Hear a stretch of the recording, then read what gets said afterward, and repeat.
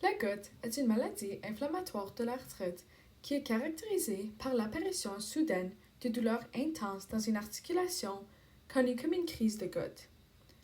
Cette douleur est souvent accompagnée d'une enflure, de rougeur et de tendresse. Historiquement, la goutte était connue comme la maladie des rois à cause de son association avec une consommation d'aliments riches et d'alcool. La maladie est causée par la déposition de cristaux d'urate de sodium dans les articulations. Cette déposition résulte d'une hyperuricémie, c'est-à-dire d'une concentration élevée d'acide urique sérique. Les crises de goutte ont une tendance à se manifester dans les articulations des doigts, des orteils, des genoux et des coudes, puisque c'est à ces endroits que la température est plus basse et par conséquent la solubilité aussi. L'acide urique est un acide organique faible qui existe sous sa forme ionisée, l'urate, au pH physiologique du corps. L'acide urique est le produit final du catabolisme des nucléotides pyriques, les éléments constitutifs de l'ADN et l'ARN. Lorsque les cellules meurent, les nucléotides pyriques se font dégrader dans le foie.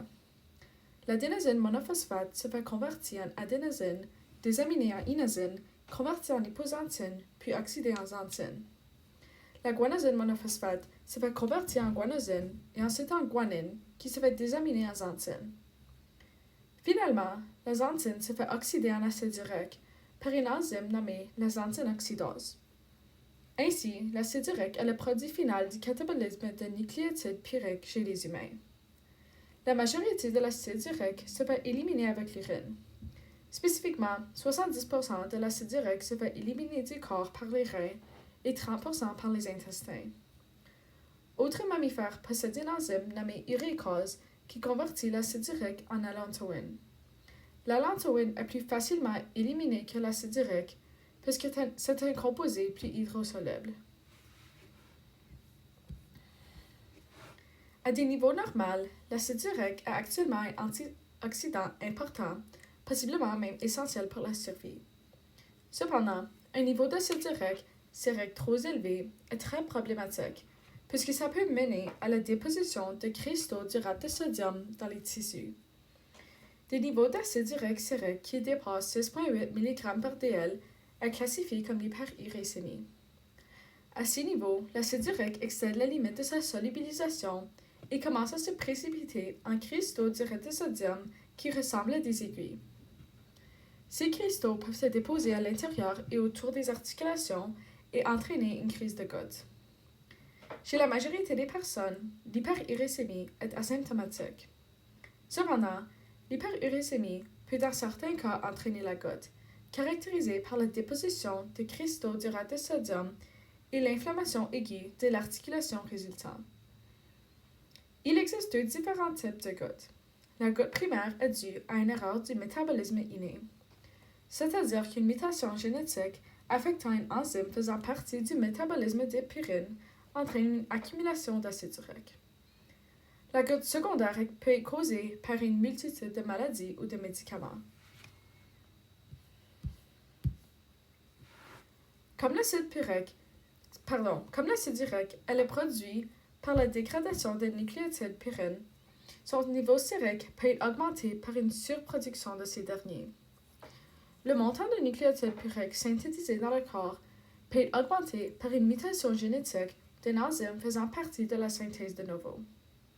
Un exemple de cela est une mutation génétique de la PRPP synthétase, une enzyme qui catalyse la synthèse de la phosphoribosyle pyrophosphate à partir du ribose 5-phosphate.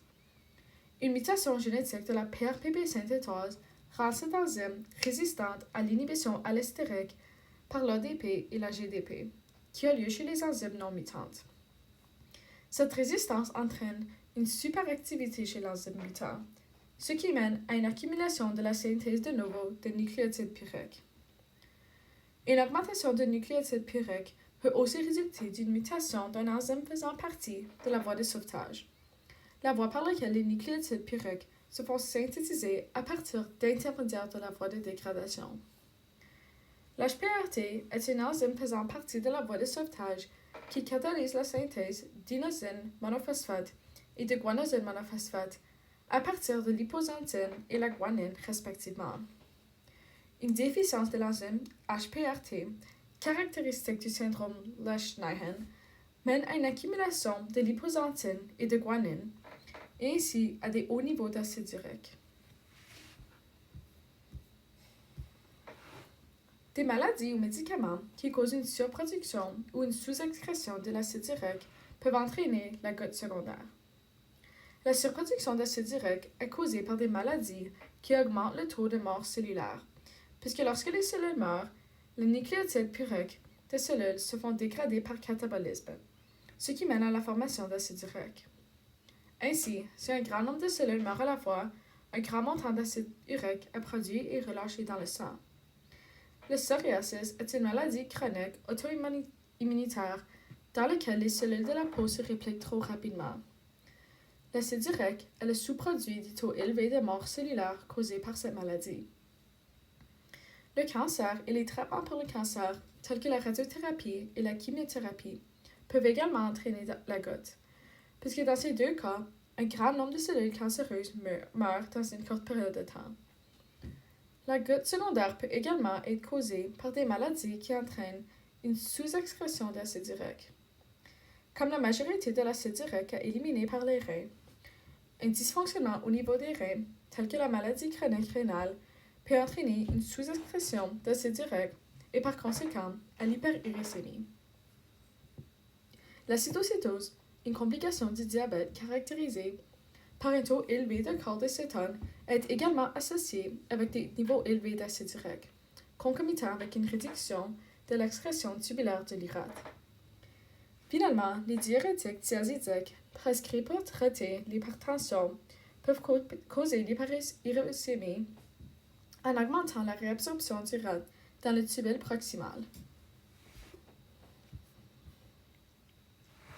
La douleur et l'enflure caractéristiques d'une crise de goutte est provoquée par une réponse inflammatoire des macrophages à une accumulation de cristaux d'urate de sodium dans une articulation. De façon globale, les cristaux d'urate de sodium déclenchent l'activation de l'inflammasome NLPR3 qui recrute la caspase 1 pour cliver la pro-interleukine 1-bêta en sa forme active, l'interleukine 1-bêta, une cytokine pro-inflammatoire. D'abord, l'engagement inflammatoire requiert deux signaux. Ceci assure une réponse spécifique et empêche que l'inflammasome soit activé par un faux signal. Le premier signal est reconnu par le récepteur Toll-like et induit la synthèse des composants de l'inflammasome tels que NLPR3. Le deuxième signal est provoqué par les cristaux d'urate de sodium et déclenche l'assemblage de l'inflammasome NLPR3. L'activation de l'inflammasome implique une perturbation de la concentration intracellulaire d'ions, y compris un efflux de potassium et un influx de calcium. Cette perturbation mène à la production d'espèces d'oxygène réactives par la mitochondrie et leur relâchement dans le cytosol. Les espèces d'oxygène réactives jouent un rôle essentiel à l'engagement de l'inflammasome. Par la suite, l'inflammasome recrute l'enzyme caspase 1 qui s'oligomérise. La caspase 1 fait le clivage protéolytique de la pro-interleukine 1-bêta. Une fois activée, cette cytokine déclenche la réponse inflammatoire. La caspase 1 fait également le clivage de la gasdermine D. Ceci relâche le segment N-terminal qui se polymérise à la membrane, formant ainsi des pores.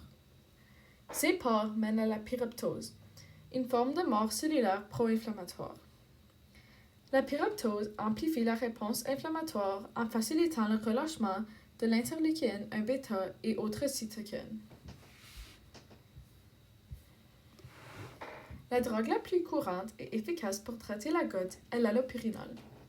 Cette drogue agit sur la xanthinoxydase, l'enzyme qui catalyse les deux dernières étapes du catabolisme de nucléotides puriques chez les humains. La xanthinoxydase catalyse deux oxydations successives pour convertir l'hyposantine en xanthine puis en acide urique. L'allopyrinol est un analogue structurel de l'hyposantine. La seule différence dans la structure de ces composés est que dans le cycle à 5 membres de l'hyposantine, les deux azotes sont séparés par un carbone, tandis que dans l'allopyrinol, les deux atomes d'azote sont adjacents.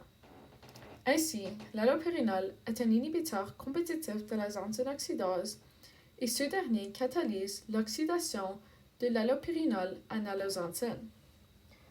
L'allosantine, tout comme l'allopérinol, est un inhibiteur compétitif de la enzym oxydase. Ces inhibitions réduisent le montant d'hyposantine qui se fait convertir en xanthine, ainsi que le montant de xanthine qui se fait convertir en acide urique. Par conséquent, cette drogue réduit le montant d'acide urique produit. Chez la majorité des personnes, l'hyperuricémie, c'est-à-dire un niveau élevé d'acide urique sérique, ne causera jamais des symptômes. Chez certains individus, l'hyperuricémie est le premier stade de la goutte. Le deuxième stade de la goutte est la crise de goutte, une épisode d'enflure et de douleur intense d'une articulation. Typiquement, une crise de goutte est monoarticulaire et dure 3 à 14 jours. Suite à la résolution de la crise de goutte, il y a une période de temps avant que la prochaine crise survienne, appelée la période intercritique. Lors de la période intercritique, les symptômes de la goutte sont absents, mais l'hyperuricémie persiste. Le stade final et plus problématique de la goutte est la forme chronique taphacée. La goutte chronique est caractérisée par la formation de grumeaux autour d'une déposition de cristaux d'urate de sodium appelée tophi, illustrée dans les images.